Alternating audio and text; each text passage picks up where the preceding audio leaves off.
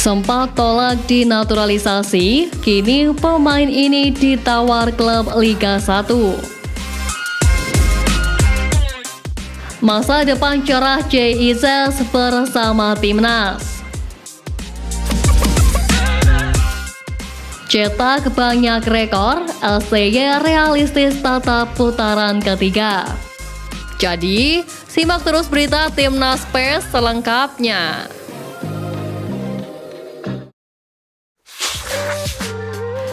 Sempat tolak dinaturalisasi, kini pemain ini ditawar klub Liga 1. Nama Jordi Warman sempat mencuat saat era kepelatihan awal Sintayong di Timnas Indonesia, tepatnya sekitar tahun 2021-2022.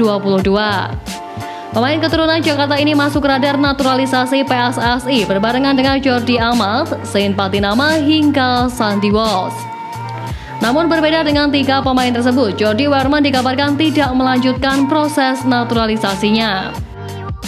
Dilansir melalui Transfermarkt, Jordi Warman merupakan jebolan Akademi Feyenoord hingga usia U21. Jordi Warman juga memulai karir seniornya bersama klub Raval Truik saat ini, yakni ADO Den Haag. Pada masanya, Warman juga menjadi andalan timnas Belanda dari kategori usia U16 hingga U20 dengan total 30 caps. Maka wajar saja pemain posisi gelandang tengah ini menjadi incaran dari PSSI. Beda dahulu, beda dengan sekarang. Kini karir Jordi Warman bak ditelan bumi. Jordi Warman mengalami penurunan karir secara level tim. Setelah sempat di kasta utama Swiss hingga Eredivisie Belanda, kini ia bermain bersama klub kasta kedua Kroasia HNK Vukovar sejak paruh musim lalu. Di sana, pemain kaki kanan tersebut mampu mendapatkan jam penampilan reguler dengan catatan 19 penampilan dari 22 pertandingan tersisa di musim itu. Kini meskipun kontraknya masih tersisa hingga akhir musim depan, nama Jordi Warman tetap masuk dalam rumor bursa transfer pemain. Bahkan dikabarkan tawaran tersebut datang dari salah satu klub Liga 1 di Indonesia. Tim yang berminat atas jasa Jordi Warman ialah Madura United. Tawaran dari klub finalis Championship Liga 1 musim lalu itu telah terdaftar dalam rumor transfer sejak 12 Juni lalu. Kendati demikian, Transfermarkt belum memperkirakan berapa persen kans kesuksesan transfer ini. Masa depan cerah Jay Izzes bersama timnas. Hal menarik datang dari pandangan Tommy Daski soal nasib Jay Izzes di timnas Indonesia di masa depan.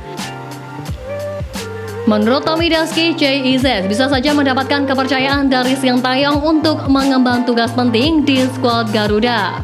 Tommy Daski menilai bahwa Jay Izzes berhasil tampil gemilang saat timnas Indonesia menghadapi Filipina beberapa waktu lalu. Apa yang dilakukan oleh pemain Venezia ini sangat penting bagi timnas Indonesia dalam mengatur pola serangan serta pertahanan. Saat menghadapi Filipina, Jay Izzes tampil dan diberilah apresiasi karena memberikan rasa aman terhadap pertahanan dari timnas Indonesia, ujar Tommy Daski.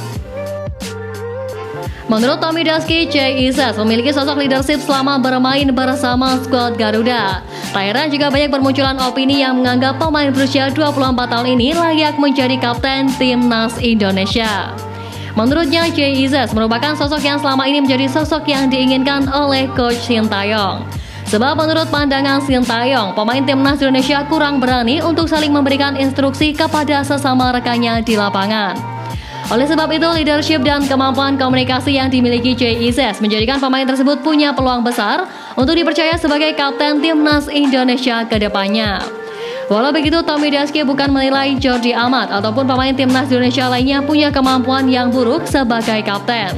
Namun semua ini murni keputusan Sintayong sebagai seorang pelatih dari skuad Garuda. Cetak banyak rekor, LCY realistis tatap putaran ketiga. Pelatih timnas Indonesia Sintayong berhasil mengantarkan sepak bola tanah air ke level yang berbeda setelah lolos ke putaran ketiga kualifikasi Piala Dunia 2026.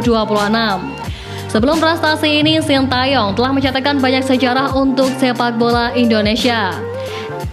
Ya, pelatih asal Korea Selatan tersebut mampu membawa timnas Indonesia tampil di Piala Asia 2023 sejak terakhir kali berpartisipasi pada 2007. Bukan hanya numpang lewat, namun timnas Indonesia di bawah STY lolos ke babak knockout Piala Asia 2023 untuk pertama kalinya sepanjang sejarah. Marcelino Ferdinand dan kawan-kawan lolos ke babak berikutnya dengan status sebagai peringkat ketiga terbaik. Bukan hanya tim senior, pelatih asal Korea Selatan ini juga menorehkan prestasi untuk Garuda Muda.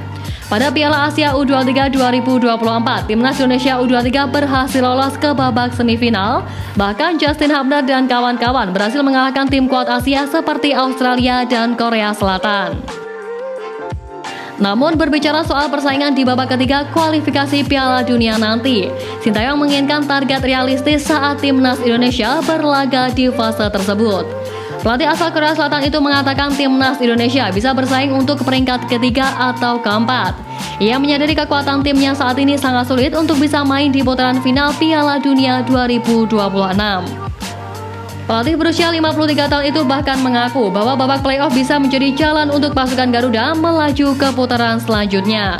Undian putaran ketiga kualifikasi Piala Dunia 2026 akan berlangsung pada 27 Juni mendatang, di mana Sintayong pun dikabarkan akan menghadiri drawing tersebut.